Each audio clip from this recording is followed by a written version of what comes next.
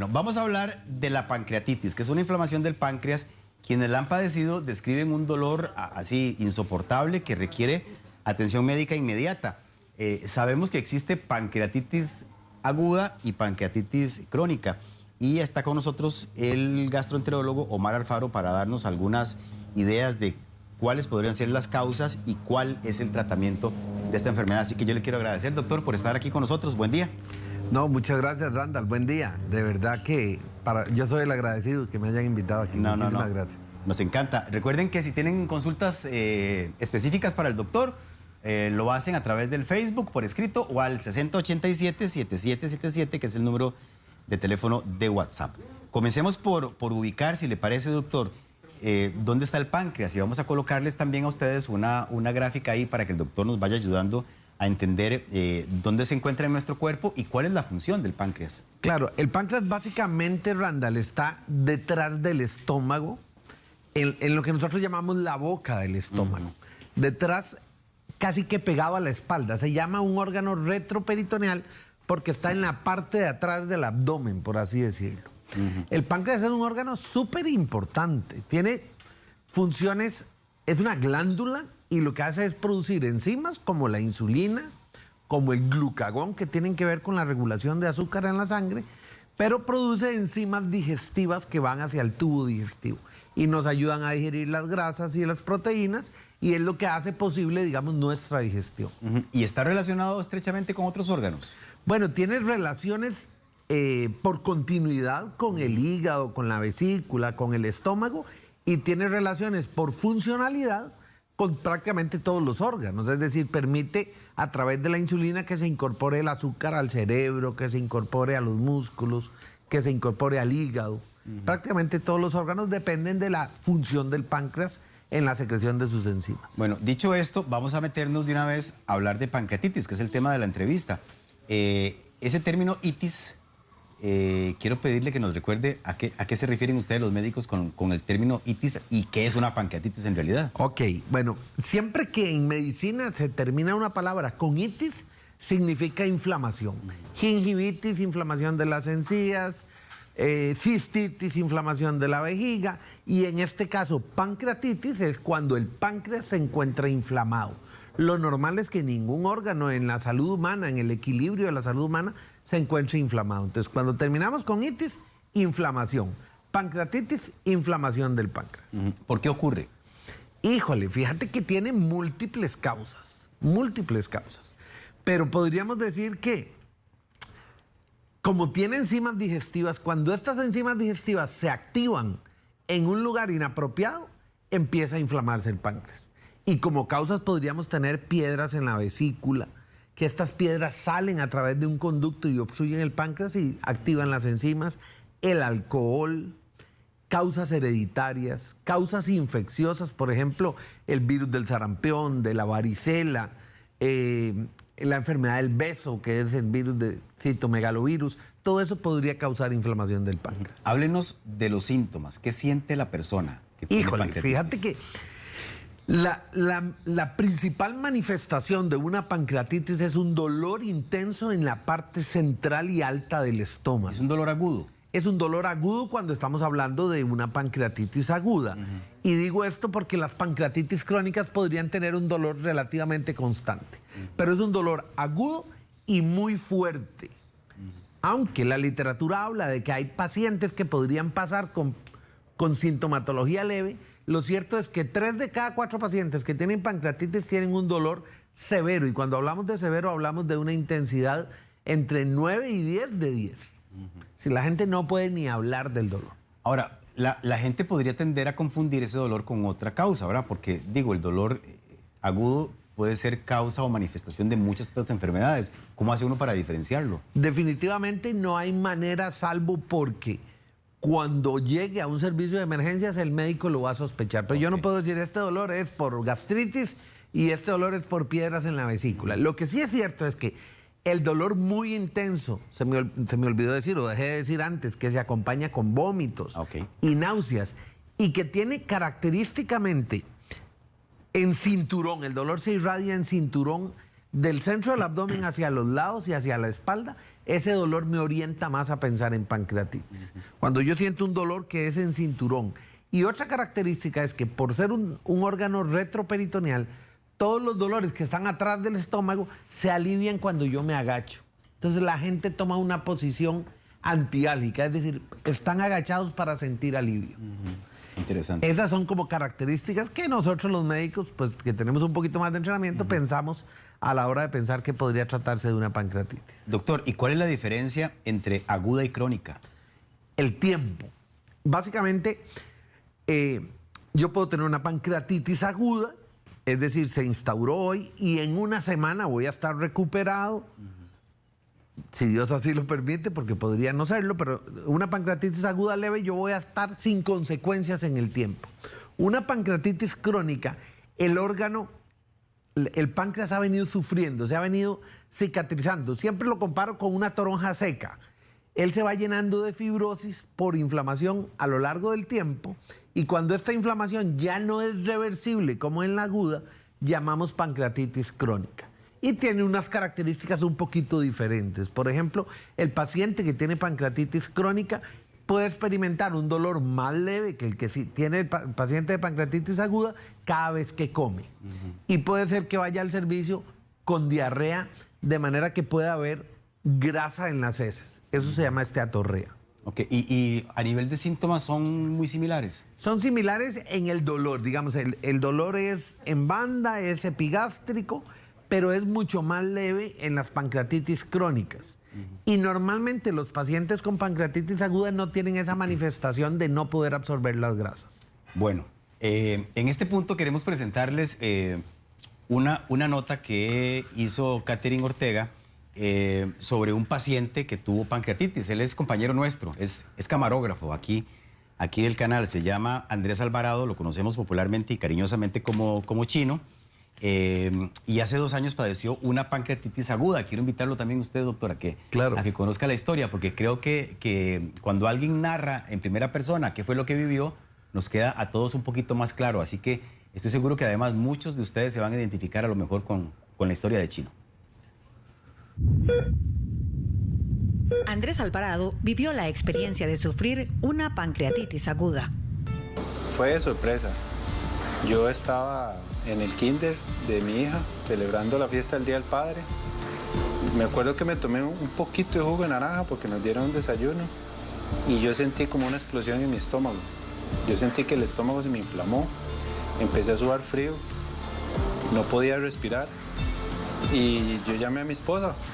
Yo le dije, venga porque me siento muy mal y usted tiene que llevarse el carro porque no puedo ni siquiera arrancarlo.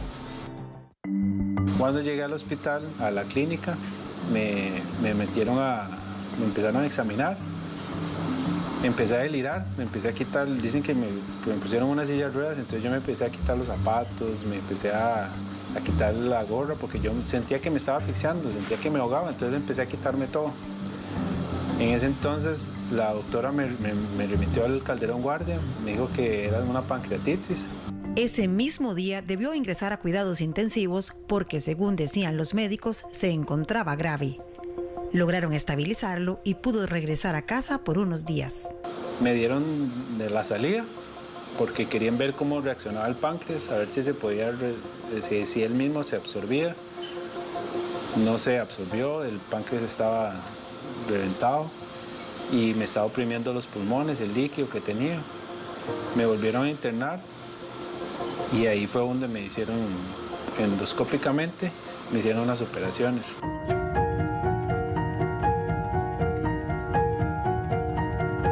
Tenía mucho páncreas muerto, entonces lo que tenían que ir quitando, me operaron 10 veces, me intervinieron 10 veces. Y tenía que ir quitando lo malo, la piel muerta o la parte del páncreas muerto, para que él solo se fuera regenerando la parte buena, digamos. Hasta el momento no se saben las razones que detonaron la pancreatitis. Dicen que hay 3 factores que causan la pancreatitis. Alcoholismo severo, y yo no tomaba. Piedras en la vesícula, y a mí me quitaron la vesícula hace 25 años. Y triglicéridos altos y los tenía normal. gracias a Dios yo estoy súper bien. Sí, lo que hago es que me mantengo haciendo ejercicio. No puedo comer lácteos, no como nada con grasa. Yo me como eso y inmediatamente me agarra un dolor muy fuerte. Pero ya gracias a Dios el páncreas está bien. Dice el doctor que se ha seguido sanando.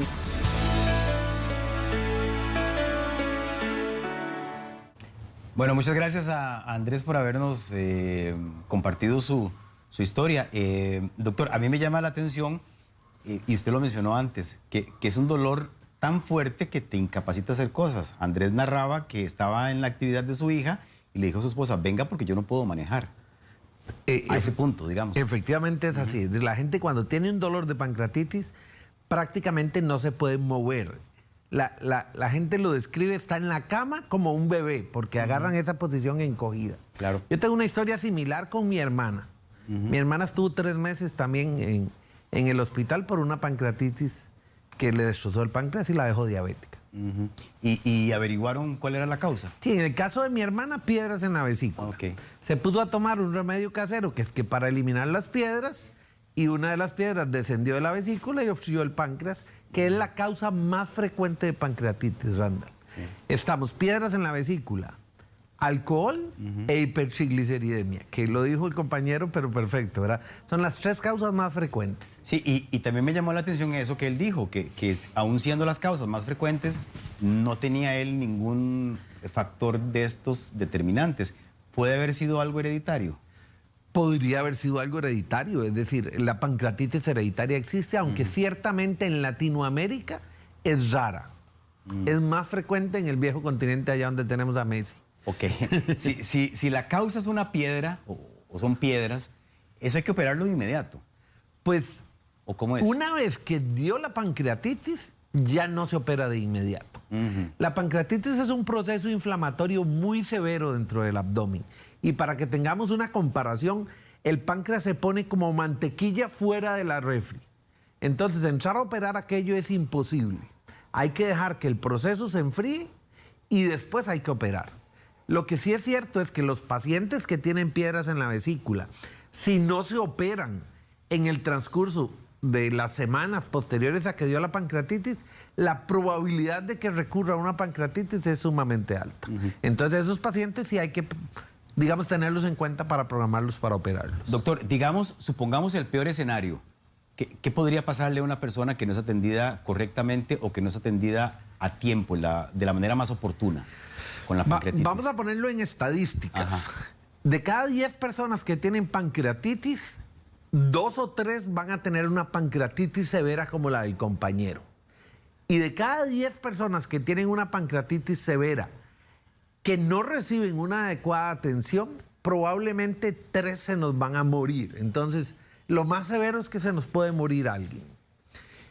Y si no, de esas 10 personas que tuvieron pancreatitis severas, si no van a terminar en lo que no queremos que terminen, probablemente esas 7 van a requerir estar en cuidados intensivos, van a tener mucho tiempo ahí porque van a tener afección de los riñones, van a tener problemas en los pulmones, van a tener colecciones intraabdominales, desarrollan una cosa que se llama un síndrome inflamatorio sistémico, es decir, los pacientes tienen un proceso inflamatorio por todo el cuerpo y los médicos básicamente lo que hacemos es dedicarnos a realizar un control de daños. Una vez que la pancreatitis se dio, el daño está hecho.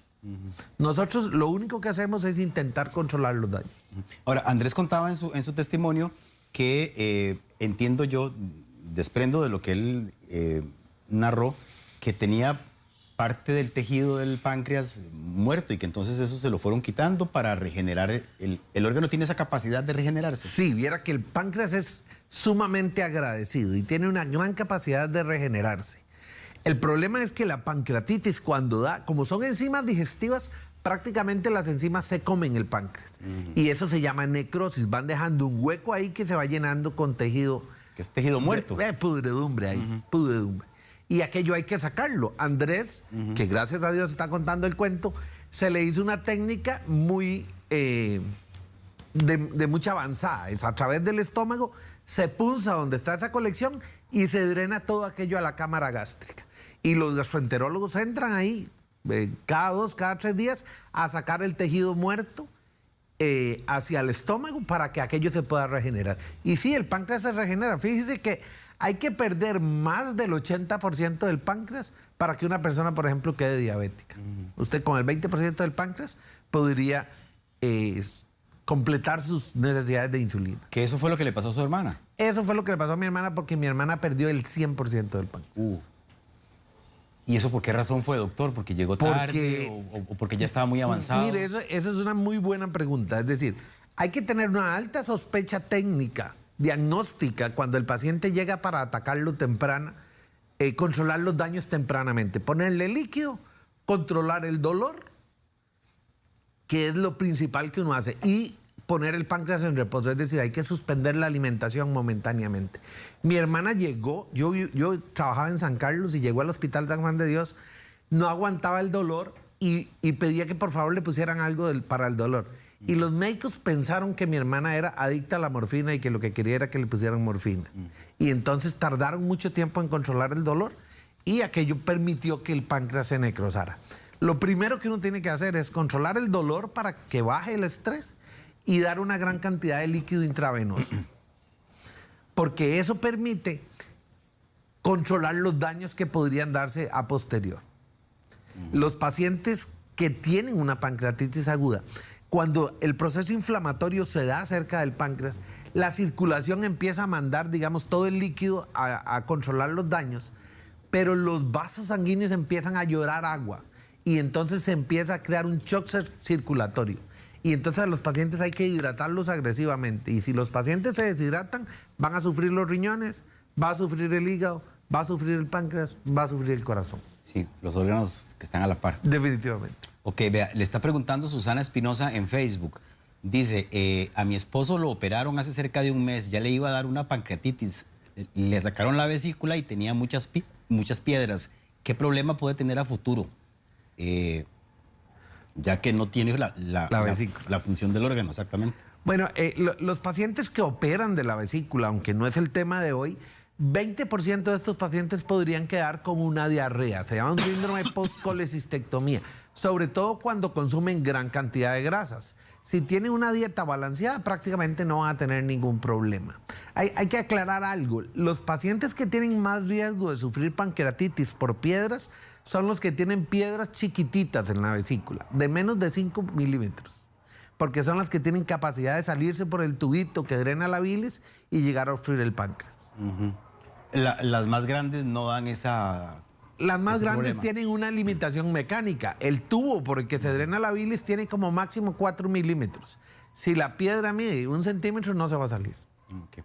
Doctor, otra cosa que no quiero que se me acabe el tiempo sin que la conversemos, que Andrés también la tocó en la nota, es qué pasa después, ¿verdad? Y él mencionó claramente que hay alimentos que no puede consumir grasas, no puede consumir ciertos alimentos porque le provocan malestar. ¿Qué dieta debe seguir una persona que ha tenido pancreatitis? Bueno, eso depende del tipo de pancreatitis. Si yo tuve una pancreatitis leve, probablemente no voy a requerir ninguna dieta. Si yo tuve una pancreatitis como la que tuvo Andrés, que digamos que destrozó parte de la glándula, tengo la posibilidad de quedar con una insuficiencia pancreática en el tiempo. Y probablemente ciertos alimentos podrían generarme molestia. No es frecuente que pase lo que nos está contando Andrés, pero estos pacientes lo que hay que hacer es o limitar la cantidad de proteínas y la cantidad de grasas que consumen o darle un sustituto de las enzimas pancreáticas, que hoy la tecnología lo permite, que es una enzima que se llama pancreatina. Y uno se la da en cantidades importantes a los pacientes y eso les limita mucho la sintomatología del dolor. Me gustaría que Andrés tenga la oportunidad de evaluarse a ver si es que no está teniendo como consecuencia de su pancreatitis aguda una pancreatitis crónica. ¿Eso es posible? Sí, algunos pacientes, pocos, que hacen pancreatitis aguda podrían quedar con una insuficiencia pancreática y comportarse como una pancreatitis crónica en el tiempo. Es raro, pero puede pasar. Se lo voy a mandar. Con mucho gusto lo atendemos. Chinito, si estás viendo esto, háblate con el doctor. Vea, Erika Chávez, ahora que usted mencionaba lo del dolor, En banda. En banda, exactamente. Dice Erika, yo he tenido justamente dolor en esa zona donde el doctor se tocó. Dice, es como una inflamación, me duele hasta la espalda y quisiera saber si ese es, me imagino yo, Erika quiere saber si ese dolor ya es suficiente como para que uno vaya a preguntar si puede ser pancreatitis o no. Ok, el diagnóstico de pancreatitis es un diagnóstico que va más allá de la sospecha clínica. Se tiene que hacer a través de medición de unas enzimas en sangre y a través de estudios de imágenes. Recordemos que en la parte alta del estómago duele el estómago, duele la vesícula, duele el páncreas y podría doler el colon transverso. Decirle porque tiene dolor que podría tener una pancreatitis me parece poco probable. Si el dolor es de intensidad 9 de 10, aumentan las probabilidades y yo lo que digo es que tiene que irse para un servicio de emergencias. Ok. Su Mora nos cuenta algo muy lamentable que les voy a leer porque ella lo compartió con nosotros en Facebook. Dice que hace 15 años, vamos a ver, no es esta, perdón, Patri Escalante. A mi esposo se le pusieron los ojos amarillos y era el páncreas. Estuvo 9 meses en cuidados intensivos y desgraciadamente luego falleció. Este tema de los ojos amarillos, yo lo he escuchado en hepatitis. Sí, si me ponen la imagen donde está el páncreas lo podríamos ver un momentito, pero la cabeza del páncreas drena, digamos, del páncreas, las enzimas del páncreas salen a través de un tubito en la cabeza del páncreas donde también sale la bilis. Entonces, cuando se da pancreatitis o hay alguna enfermedad pancreática, esta cabeza del páncreas presiona ese conducto donde drena la bilis, que es de apenas 4 milímetros. Entonces tiene la capacidad de cerrarlo. Y los pacientes empiezan a aumentar la bilirrubina, como dice la canción, y se ponen amarillos a partir de que el nivel de bilirrubina, que lo normal es 1, sube a partir de 3, ahí uno empieza a notar a los pacientes amarillos. De hecho, es frecuente que uno sospeche enfermedades del páncreas con solo ver los pacientes amarillos. Muy bien. Su Mora, ahora sí. Dice, hace 15 años yo tuve una pancreatitis debido a piedras. Y ella pregunta si esto le puede volver a dar, porque dice que hay días en que le duele muchísimo y el dolor es muy semejante al dolor que tuvo hace 15 años cuando le diagnosticaron la enfermedad. Ok, uno quisiera decir que no en absoluto, ¿verdad? Pero lo cierto es que no hay absolutos. Lo más frecuente es que a Azul le quitaron la vesícula y le quitaron las piedras de la vesícula. Pero fíjese que hay un pequeño porcentaje de pacientes que se les ha salido una piedra hacia ese conducto y los médicos no nos damos cuenta. Quitan la vesícula, quitan las piedras y queda una piedrita ahí circulando que podría dar una sintomatología similar. Habría que volver a hacer un ultrasonido y explorar ese conducto para ver si hay una piedra ahí atravesada que podría desencadenar en una pancreatitis y ahí está, por supuesto que sí. Patricia López, yo tengo piedras en la vesícula e hígado graso tipo 2. El viernes presenté dolor de cabeza intenso, vómitos, me fui al hospital, no me dijeron gran cosa, solo me mandaron Gravol y me inyectaron. Pero desde ese día he quedado con muchas náuseas. ¿Usted qué me recomienda, doctor? Híjole. Bueno, los pacientes que tienen piedras en la vesícula, la sintomatología frecuente es que tengan náuseas después de comer comidas con cierta grasa. La bilis se utiliza para digerir las grasas. Entonces, si quiere controlar la sintomatología, elimine las grasas de la dieta en tanto sea posible eliminarlas. Porque eso es lo que le causa la manifestación de náuseas, porque no las puede digerir y podría estarle causando el dolor de cabeza. Lo importante es que se opere de las piedras. ¿Y por qué en el caso de Andrés, volviendo a la historia de Andrés, él dice que estaba tomando un jugo de naranja en el desayuno y que eso le detonó el dolor? Bueno, normalmente las pancreatitis se presentan después de comer porque es cuando la glándula está trabajando. Frecuentemente es después de tener una comida copiosa, es decir, de gran cantidad de grasa. En el caso de Andrés, como en 1 de cada 4 pancreatitis, nunca podemos demostrar cuál es la causa que causó la pancreatitis. Y eso se llama pancreatitis idiopática. Dice la literatura, digamos que todas las personas podrían tener hasta un evento de pancreatitis en la vida sin que se logre demostrar la causa. Tengo que decir que los triglicéridos altos, el principal riesgo es la pancreatitis. Si yo manejo triglicéridos por encima de 500, pero sobre todo por encima de 1000, mi principal riesgo es sufrir una pancreatitis y tengo que acudir al doctor para bajar esos triglicéridos. Ok. Maricruz Rojas, yo tengo una tía, nos cuenta algo que está bien curioso. Tengo una tía que desde hace años padece de pancreatitis crónica. Ella tiene alrededor de 50 años. Perdió ya la cuenta de cuántas crisis le han dado. Cuando contaba, dice, cuando las contaba, iba por 120 crisis. Los doctores no se explican cómo mi tía ha sobrevivido a todos estos episodios. Y también es sobreviviente de cáncer de colon. ¿Una persona puede seguir haciendo crisis a repetición? Fíjese que en pancreatitis crónica eso es muy frecuente porque son menos severas, no tienen tanta elevación de enzimas y frecuentemente caen al servicio de emergencias. Me acuerdo de una paciente que tenía en San Carlos que llegaba al servicio de emergencias con esas pancreatitis, la iban a internar y decían, no, no me internen, ya mañana voy a estar bien. Dicho y hecho, al otro día la señora no tenía absolutamente nada. Así son las crisis de dolor en pancreatitis crónica.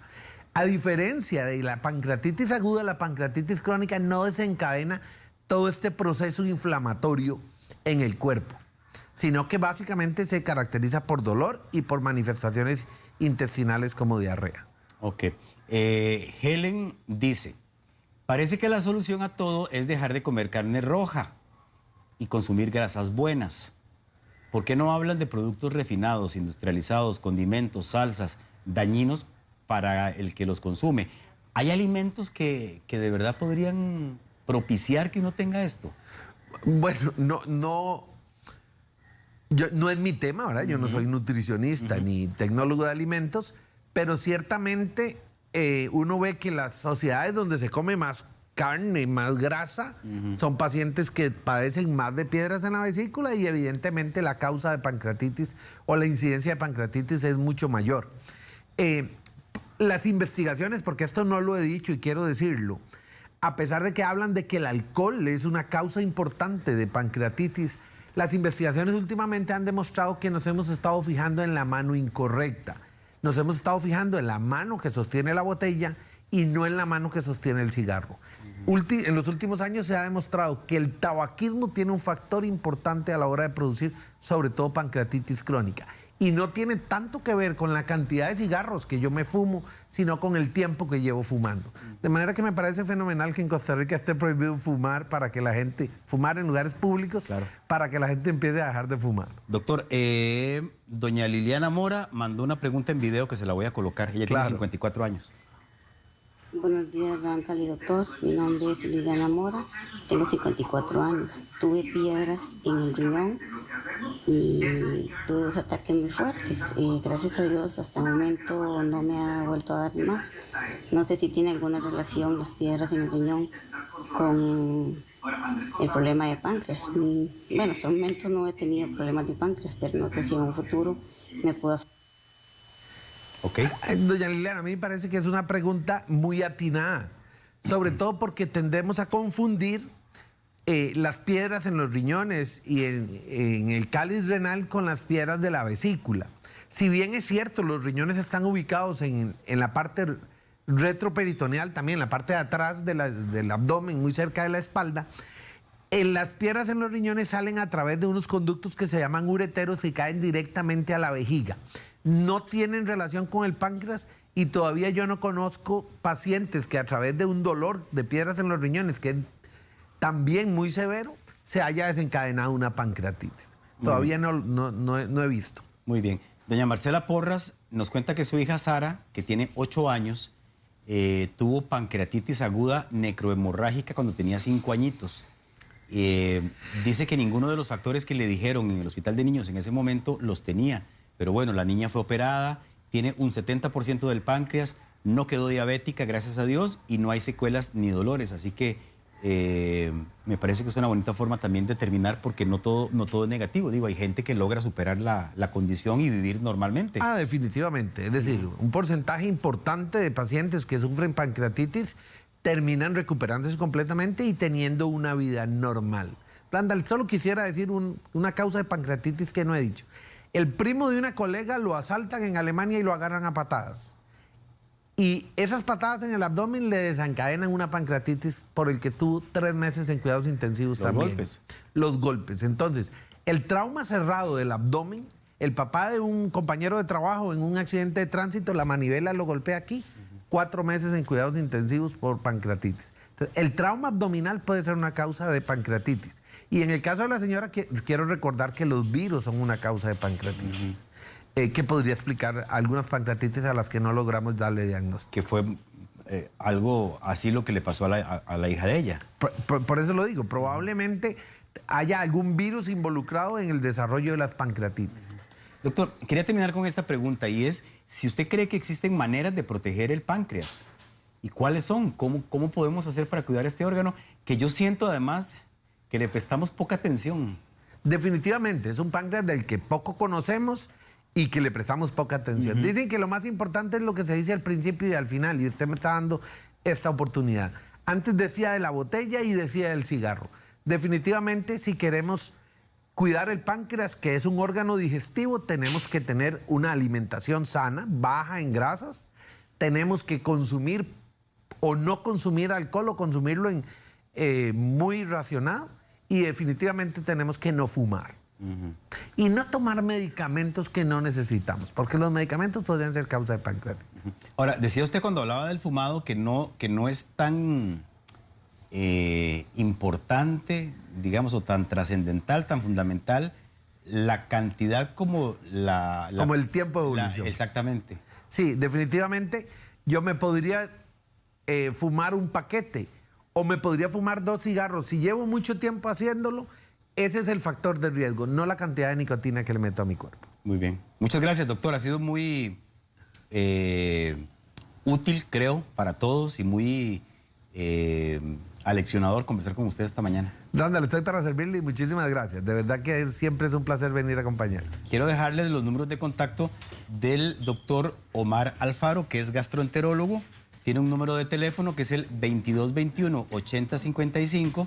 O también tiene disponible un WhatsApp en caso de que quieran mandarle un mensaje por esa vía, que es el 7003-1464. Se los voy a repetir despacito para que lo anoten ahí en casa o le ponen con el celular, sacan un pantallazo y lo tienen ahí a mano. El teléfono es el 2221-8055. ¿En dónde atiende usted? En Momentum Escazú, ahí por Multiplaza, Randall. Ok. Y el WhatsApp es el 7003-1464. Ahí está apareciendo el número en pantalla. Y bueno, de nuevo, gracias por habernos acompañado y gracias a todos los que hicieron preguntas en este segmento.